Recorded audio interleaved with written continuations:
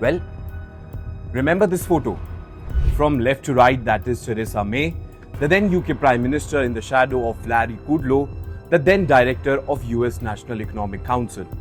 Then there is Emmanuel Macron, the French President, with Angela Merkel, the former German Chancellor, and late Shinzo Abe, Japan's then Prime Minister, followed by John Bolton, Trump's National Security Advisor in 2018.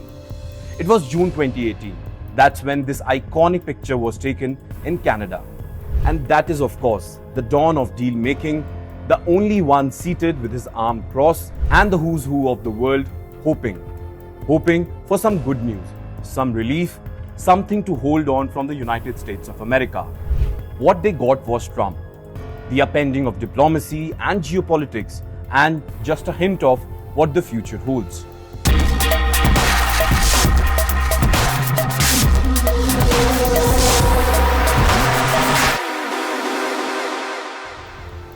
This picture was touted to be the perfect example of different viewpoints held by the world over same issue. So what's the story here? Well, just like in 2025, in 2018 as well, Donald Trump's tariff remained the hot potato no one wanted to grab.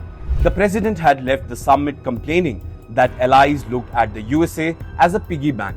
He had already imposed tariffs on key allies like Canada, Mexico, and the European Union.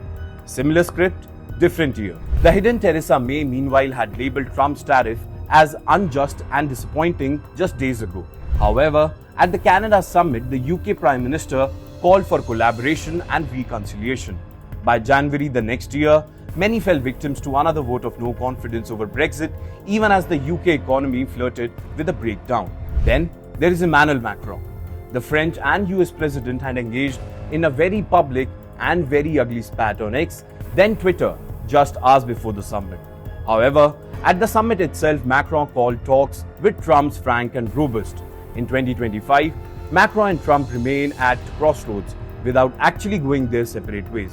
But this is what the French president had to say in Greenland just hours before landing in Canada for the G7 summit in 2025. Everybody think in France, in the European Union, that Greenland is not to be sold, not to be taken.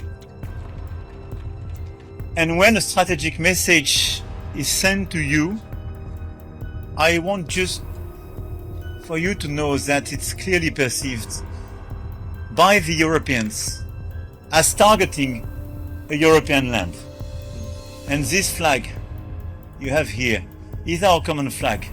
And we know our common values. And we know our long-standing choices. And this is why it's very important for French people and all the European people to convey very clearly this message of solidarity. Then there is Angela Merkel. Leading the strongest economy in Europe, the German Chancellor had fought tooth and nail against Trump's tariff. In fact, she has reportedly also suggested setting up a mechanism to resolve trade disputes between the US and its European allies. In fact, when asked about her relation with Trump at G7, Merkel described them as open and very direct. Last but not the least is Shinzo Abe. The late leader of Japan had reportedly met Donald Trump over 10 times since the US president was elected for the first term. However, unfortunately for Abe, he was facing pressure back home to impose retaliatory tariffs on the United States. 7 years later, the G7 is back in Canada. Of the leaders from the 2018 photos, only two are in power, Trump and Macron.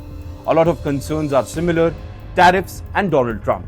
However, one must remember this was the pre-COVID era and the world had changed a lot since. In 2025, the G7 is meeting under the shadow of multiple wars, whether it is Russia's invasion of Ukraine or Israel and Iran's bloodbath. What will the leaders do next? I look forward to that. The G7 used to be the G8. Barack Obama and a person named Trudeau didn't want to have Russia in. And I would say that that was a mistake because I think you wouldn't have a war right now if you had Russia in. And you wouldn't have a war right now if Trump were president 4 years ago. But it didn't work out that way. But it used to be the G8, and now it's, I guess, what's that, 8 years ago, it switched over.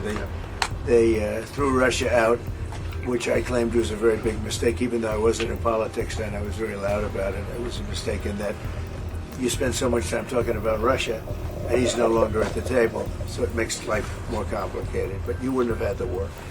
And other than that, I think we're going to accomplish a lot, and I expect to. And I think our primary focus will be trade and trade with Canada, and I'm sure we can work something out. Will Trump batting to bring Putin back to the table?